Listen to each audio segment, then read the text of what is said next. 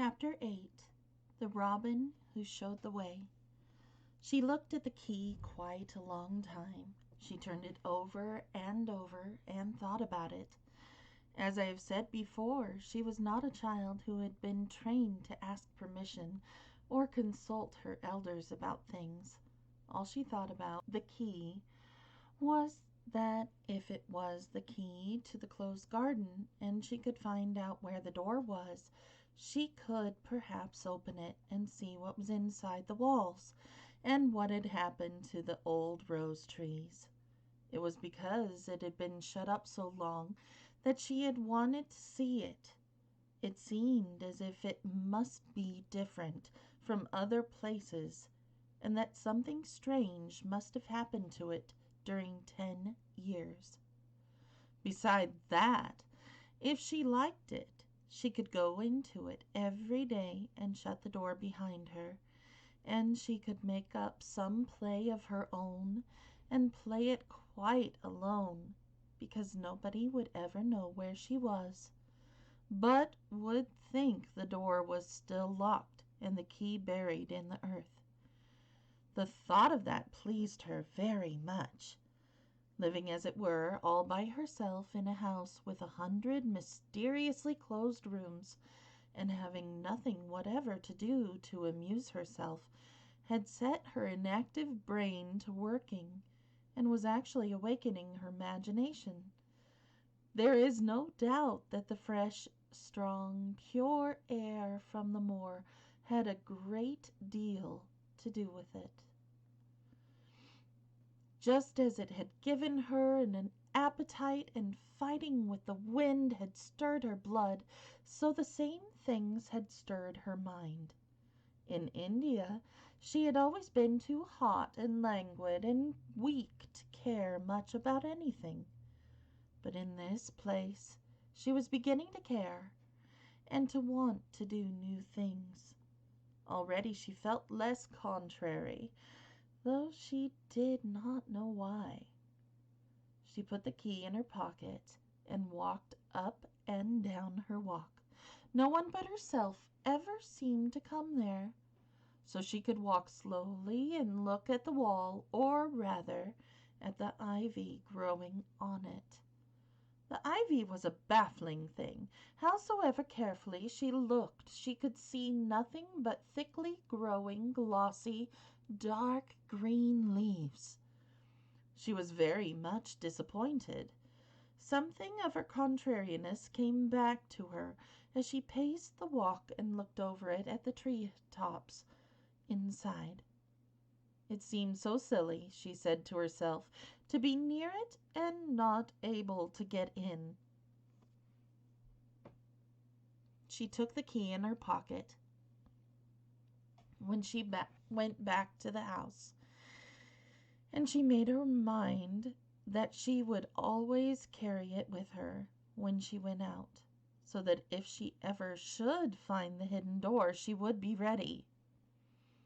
Mrs. Medlock had allowed Martha to sleep all night at the cottage, but she was back at her work in the morning with the cheeks redder than ever and in the best of spirits. "I got up at 4 o'clock," she said. "It was pretty on the moor, with the birds getting up and the rabbits scampering and the sun rising. I didn't walk all the way. A man gave me a ride in his cart, and I did enjoy myself." She was full of stories of the delights of her day out. Her mother had been glad to see her, and they had got the baking and washing all out of the way. She had even made each of the children a dough cake and a bit of brown sugar in it. "I had 'em all piping hot when they came in from playing on the moor, and the cottage all smelt nice, clean hot bacon, and there was good fire, and they just shouted for joy. Our Dickens, he said, our cottage was good enough for a king." In the evening they had all sat around the fire, and Martha and her mother had sewed patches on torn clothes and mended stockings, and Martha had told them about the little girl who had come from India and who had been waited on all her life by what Martha called blacks until she didn't know how to put on her own stockings. They did like to hear about you, said Martha. They wanted to know all, turn the page, about the blacks and the ship you come in. I couldn't tell 'em enough. Mary reflected a little. I'll tell you a great deal more before your next day out, she said, so that you will have more to talk about. I dare say they would like to hear about riding on elephants and camels, and about the officers going to hunt tigers. My word! Cried delighted Martha. It would set 'em clean off their heads. Would they really do that, miss? It would be the same as a wild beast show they had heard that they had in York once. India is quite different from Yorkshire, Mary said slowly, as though she thought the matter over. I never thought of that. Did Dickon and your mother like to hear you talk about me? Why, Dickon's eyes nearly started out of his head. They got that round, answered Martha. But mother, she was all put out about your seeming to be all by yourself like. She said, hasn't Mr. Craven got no governess for her, nor no nurse? And I said, no, he hasn't, though Mrs. Medlock says he will when he thinks of it. But she says he mayn't think of it for 2 or 3 years. I don't want a governess, said Mary sharply. But mother says you ought to be learning your book by this time, and you ought to have a woman to look after you. And she says, now, Martha, you just think about how you'd feel yourself in a big place like that, wandering about all alone and no mother. You do your best to cheer her up, she says. And I said I would. Mary gave her a long, steady look. You do cheer me up, she said. I like to hear you talk.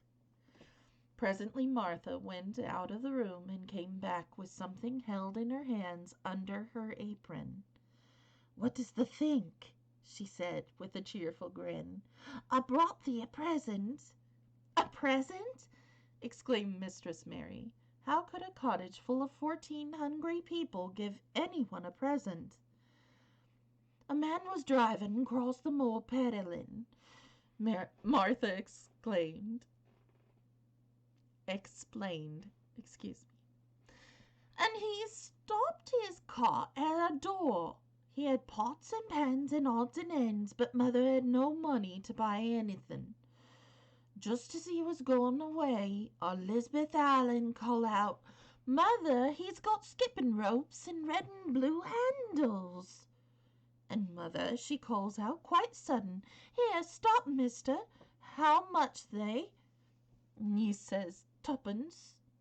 And mother, she began fumbling in her pocket, and she says to me, Martha, thou's brought me thy wages like a good lass, and I've got 4 places to put every penny. But I'm just going to take a 2pence out of it, and buy that child a skipping rope. And she bought one, and here it is. She brought it out from under her apron and exhibited it quite proudly. It was a strong, slender rope with a striped red and blue handle at each end. But Mary Lennox had never seen a skipping rope before. She gazed at it with a mystified expression. What is it for? She asked curiously. For? Cried out Martha. Does that mean they got no skipping ropes in India? For all they got elephants and tigers and camels? No wonder most of 'em's black. This is what it's for. Just watch me.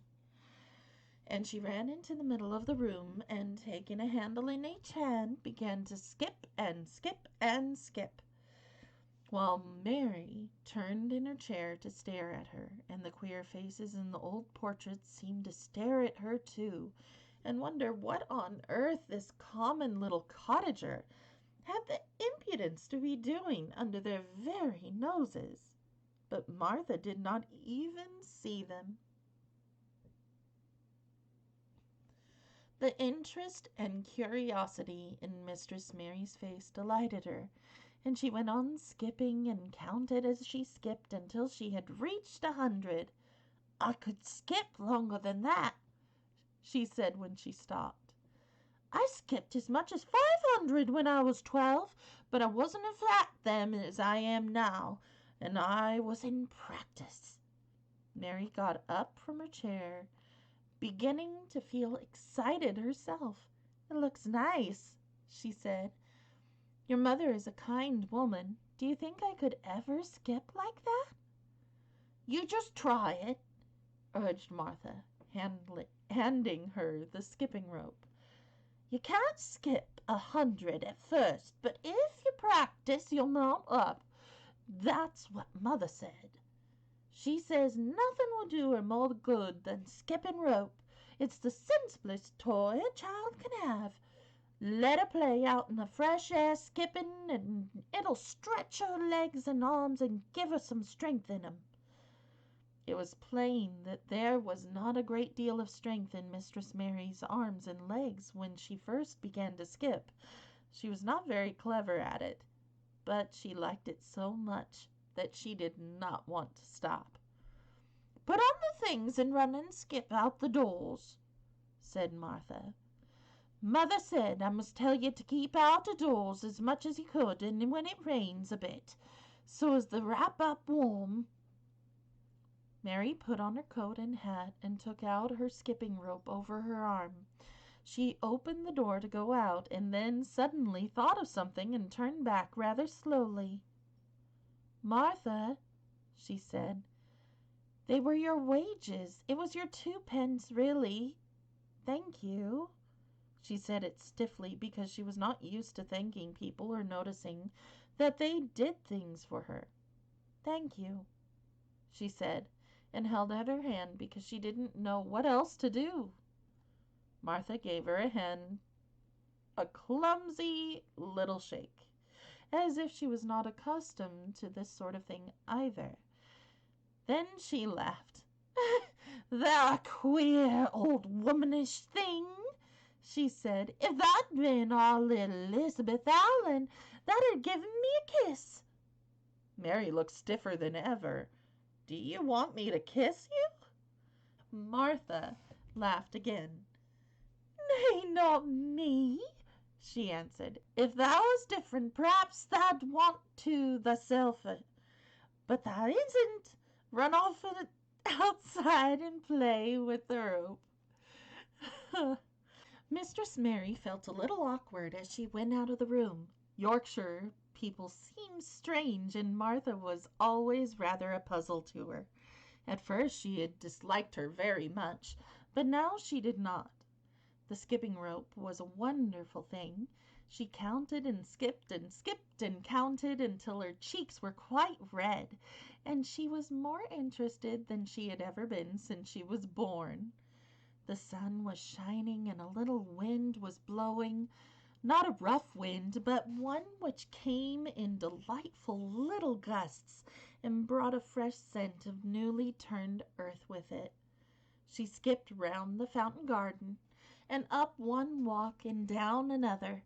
She skipped at last into the kitchen garden and saw Ben Weatherstaff digging and talking to his robin, which was hopping about him. She skipped down the walk toward him, and he lifted his head and looked at her with a curious expression. She had wondered if he would notice her. She wanted him to see her skip. "Well," he exclaimed, "upon my word, p'raps thou art a young un after all, and p'raps thou'st got a child's blood in thy veins instead of sour buttermilk. Thou skipped red into thy cheeks as sure as my name's Ben Weatherstaff. I wouldn't have believed thou could do it." "I never skipped before," Mary said. "I'm just beginning. I can only go up to 20. "Then keep on," said Ben. "The shape's well enough at it for young un and that lived in excuse me. Thou shapes well enough at it for a young un that's lived with heathen. Just see how he's watching thee," jerked his head toward the robin. "He followed after thee yesterday. He'll be at it again today. He'll be bound to find out what the skipping rope is. He's never seen one, eh?" Shaking his head at the bird. "This curiosity will be the death of thee sometime, if thou doesn't look sharp." Mary skipped round all the gardens and round the orchard, resting every few minutes. At length she went to her own special walk and made up her mind to try if she could skip the whole length of it. It was a good long skip, and she began slowly, but after she had gone halfway down the path, she was so hot and breathless that she was obliged to stop. She did not mind much, because she had already counted up to 30. She stopped with a little laugh of pleasure, and there, lo and behold, was the robin swaying on a long branch of ivy. He had followed her, and he greeted her with a chirp. As Mary had skipped toward him, she felt something heavy in her pocket strike against her at each jump, and when she saw the robin, she laughed again. "You showed me where the key was yesterday," she said. "You ought to show me the door today. But I don't believe you know." The robin flew from his swinging spray of ivy onto the top of the wall, and he opened his beak and sang a loud, lovely trill, merely to show off. Nothing in the world is quite as adorably lovely as a robin when he shows off, and they are nearly always doing it. Mary Lennox had heard a great deal about magic in Uriah's stories, and she always said that what happened almost at that moment was magic. In one of the nice little gusts of wind rushed down the walk, and it was a stronger one than the rest. It was strong enough to wave the branches of the trees, and it was more than strong enough to sway the trailing sprays of untrimmed ivy hanging from the wall. Mary had stepped close to the robin, and suddenly the gust of wind swung aside some loose ivy trails, and more suddenly still she jumped toward it and caught it in her hand. This she did because she had seen something under it, a round knob which had been covered by leaves hanging over it. It was the knob of a door. She put her hands under the leaves and began to pull and push them aside. Thick as the ivy hung, it nearly all was a loose and swinging curtain, though some had crept over the wood and iron. Mary's heart began to thump, and her hands to shake a little in her delight and excitement. The robin kept singing and twittering away and tilting his head on one side, as if he were as excited as she was. What was this under her hands, which was square and made of iron, and which her fingers found a hole in? It was the lock of the door, which had been closed 10 years, and she put her hand in her pocket, drew out the key, and found it fitted the keyhole.